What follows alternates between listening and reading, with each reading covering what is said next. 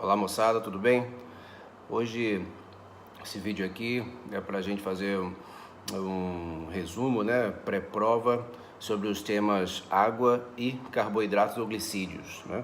Nas últimas aulas a gente viu esses dois conteúdos, não é isso? E hoje então a gente vai fazer esse bisuzinho aí, essa revisãozinha rápida sobre esse tema, sobre esses dois temas, para a avaliação que está para chegar, ok? Então vamos lá. Bom, com relação à água, a gente viu que a água ela é composta por 3 átomos, né, sendo 2 de hidrogênio e 1 de oxigênio. Lembrando que essa molécula de água ela possui carga elétrica positiva e negativa. Logo, essa característica confere a ela uma característica chamada de bipolaridade, ou ainda em alguns lugares escrito como dipolaridade, né?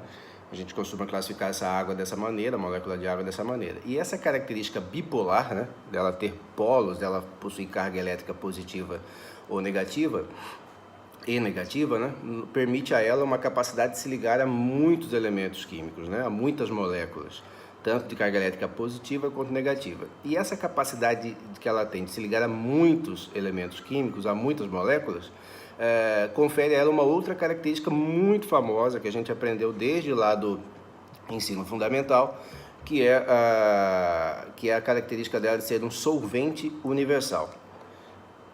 Essa característica dela ser um solvente universal traz para a gente inúmeros benefícios, né? Como transporte de substâncias, né? A água que está circulando no meu corpo, em especial junto às células do meu sangue, consegue funcionar como uma molécula transportadora de substâncias. Então, muitos nutrientes são transportados pela água, tais como sais minerais, vitaminas e outros elementos químicos a mil, né?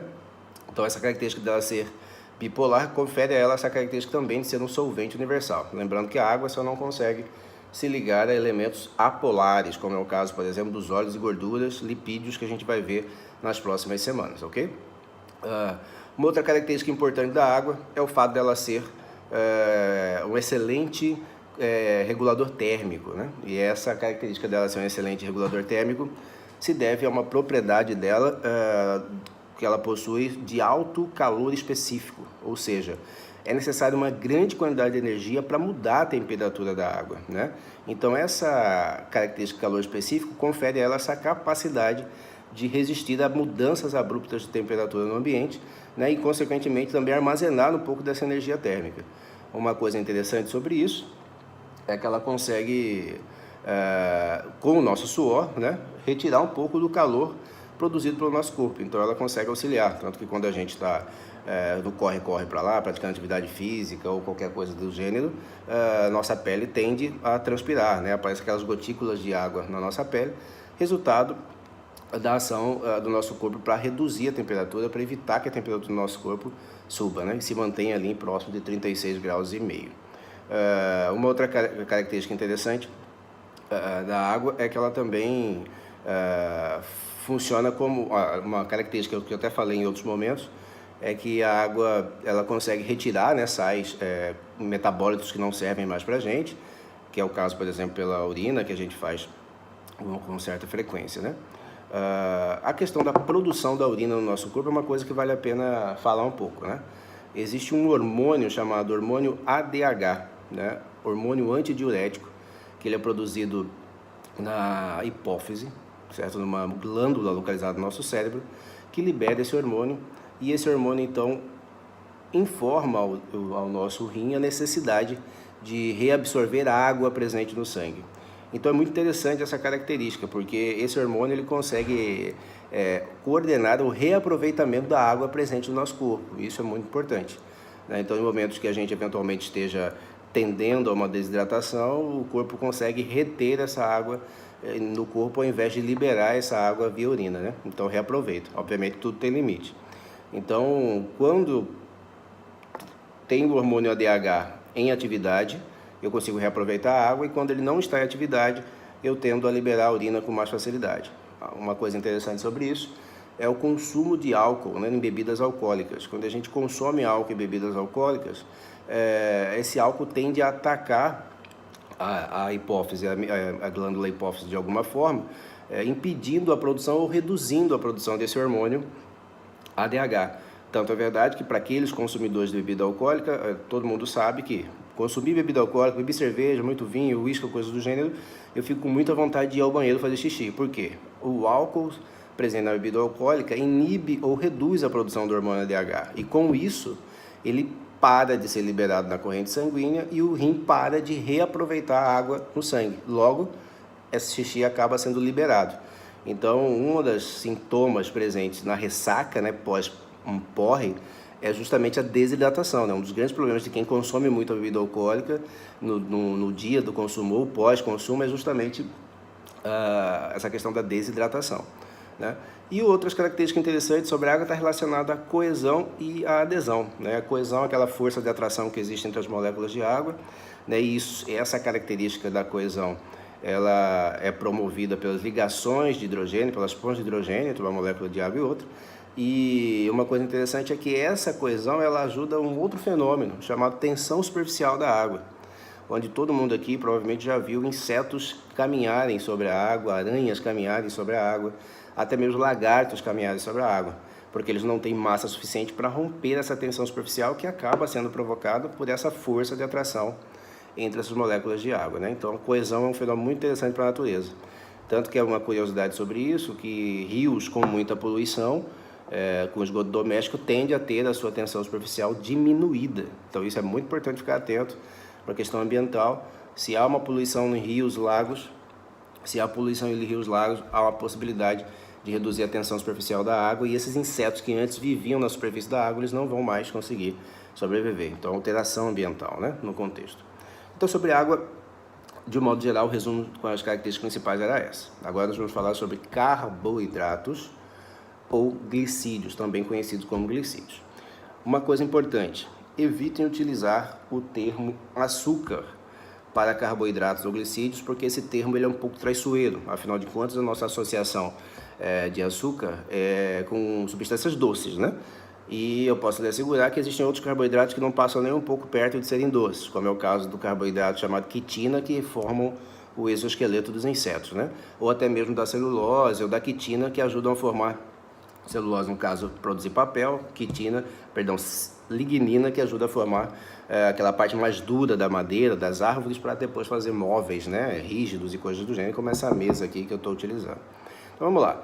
Os carboidratos são compostos orgânicos, diferente da água, certo? Diferente da água que não é orgânico, os carboidratos ou glicídios são considerados compostos orgânicos, composto por carbono, hidrogênio e oxigênio, principalmente, certo? E a unidade básica para formar um carboidrato são os monossacarídeos, certo? Esses monossacarídeos, eles podem ser pentoses, no caso do DNA e do RNA, que a gente já falou sobre isso, ou seja, pentoses com 5 carbono, ou podem ser ainda hexoses, né, com 6 carbonos, como é o caso da glicose, galactose, frutose, certo? São exemplos de hexoses, né, com 6 carbonos na sua molécula. Então, pentoses, 5 carbonos, hexoses, 6 carbonos, são exemplos de monossacarídeos. Recapitulando, DNA e RNA, ou seja, ácido desoxirribonucleico, aliás, o açúcar, né, desoxirribose do DNA, e o carboidrato desoxirribose e o carboidrato ribose são exemplos de pentoses, são exemplos de monossacarídeos. Glicose, frutose e galactose são exemplos de hexoses, também classificadas como monossacarídeos, ok? Nós encontramos ainda exemplos de disacarídeos, que são exemplos da lactose, a famosa lactose que já está presente no leite, né, que é a união de moléculas de galactose mais glicose. Nós encontramos ainda como disacarídeo, deixa eu lembrar aqui para não esquecer, a lactose já falei, maltose, que é a associação de glicose mais glicose, inclusive a maltose é um açúcar que a gente encontra em alguns cereais malteados para a fabricação de bebidas alcoólicas como a cerveja, né?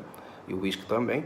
E a gente ainda encontra o disacarídeo na sacarose, que é aquele açúcar mais comum que a gente consome com o açúcar oriundo da cana-de-açúcar, né? Que a gente põe no nosso suco e coisas mais doces, de modo geral, na nossa casa, certo? E aí, em alguns lugares vocês podem encontrar o termo oligosacarídeos, né? Que são a classificação ali de 3 monossacarídeos associados, até 10, até 12. A verdade é que no livro que a gente utiliza, na bibliografia que a gente utiliza, a gente tem monossacarídeos, apenas uma molécula, disacarídeo, 2 moléculas de monossacarídeo, e os polissacarídeos, que aí são dezenas e centenas de moléculas de monossacarídeos associados.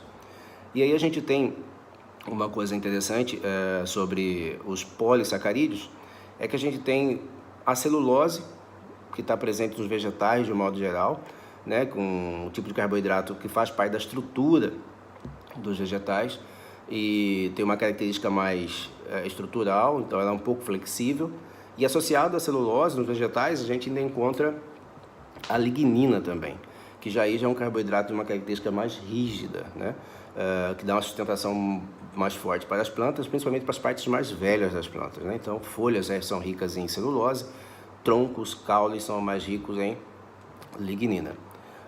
Outro tipo de polissacarídeo importante que vale a pena a gente ressaltar são os polissacarídeos de reserva, no caso o amido, reserva vegetal, e o glicogênio, reserva animal. Lembrando que o glicogênio ainda pode ser encontrado nos fungos também.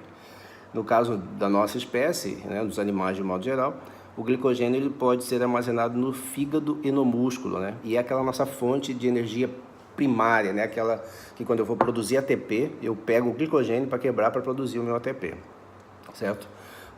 Outro polissacarídeo importantíssimo é a quitina.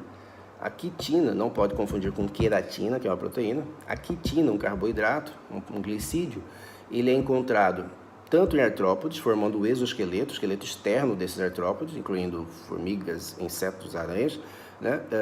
E também pode ser encontrado nos fungos também, ok? Então esses aí são os exemplos clássicos aí, mais comuns de polissacarídeos. Para que serve o carboidrato? Para que serve glicídio, né? Para que servem essas substâncias? Bom, a principal função para nós dos carboidratos ou glicídios inicialmente é a fonte energética, né? Ela serve de base energética para eu, durante a respiração celular ou durante a fermentação, produzir moléculas de ATP, que é de fato a molécula de energia mais importante para o nosso corpo, para a nossa vida, certo? Outra possibilidade é que os carboidratos servem como substância, molécula que faz parte da estrutura de sustentação de outros indivíduos, como é o caso das plantas, com celulose e lignina, e da quitina, presente em insetos e fungos também, ok? Uma coisa interessante é sobre a regulação, como se dá a regulação de carboidrato, de glicose no nosso sangue, né? Se chama essa regulação, né? Esses níveis de glicose no sangue se chamam glicemia, né? Então essa variação de glicemia é importante para a gente, né? O ótimo é entre 70 e 90 unidades por litro de sangue. Então a gente consegue regular essa quantidade de açúcar no sangue por meio da atuação de 2 hormônios importantíssimos que são secretados pelo pâncreas. O primeiro hormônio se chama insulina, né? Onde ele é produzido pelas células beta do pâncreas e liberado na corrente sanguínea. E esse hormônio ele então gira por todo o nosso corpo, avisando para nossas células que a gente pode absorver a glicose que está circulando no sangue, certo? Quando nós estamos com níveis de glicose mais baixos no sangue, a gente reduz a liberação de insulina e entra com outro hormônio que tem o efeito antagônico, que tem efeito oposto, o hormônio chamado glucagon, secretado, liberado pelas células alfa, presente também lá no pâncreas. Então, esse glucagon, ele é liberado na corrente sanguínea e ele avisa então, né, por meio de comunicação celular, ele avisa para as células a necessidade de reduzir o consumo de glicose, de não mais absorver glicose pela membrana plasmática, né? Então, um fica equilibrando a ação do outro.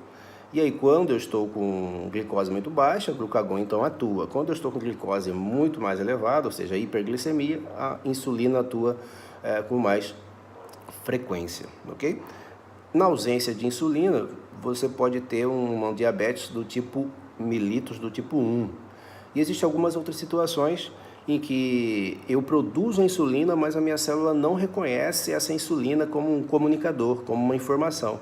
Então aí eu tenho uma diabetes do tipo 2, né?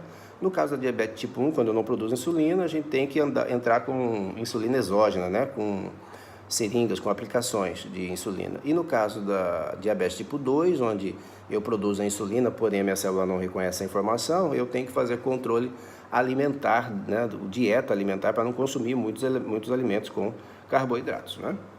Então é importante ter essa noção aí. Galera, por hoje era isso que eu tinha para falar para vocês. Lembrando, né, que carboidratos, nossa principal fonte de energia para produzir ATP na respiração celular, certo? Então ela é uma ferramenta, um ingrediente para eu produzir minha energia. Ela não é a energia propriamente dita para o meu corpo. A energia propriamente dita para o meu corpo é a molécula de ATP, adenosina trifosfato, tá ok? Então ficamos por aqui. Dê um joinha aí no vídeo do professor para ele continuar produzindo mais vídeos, certo?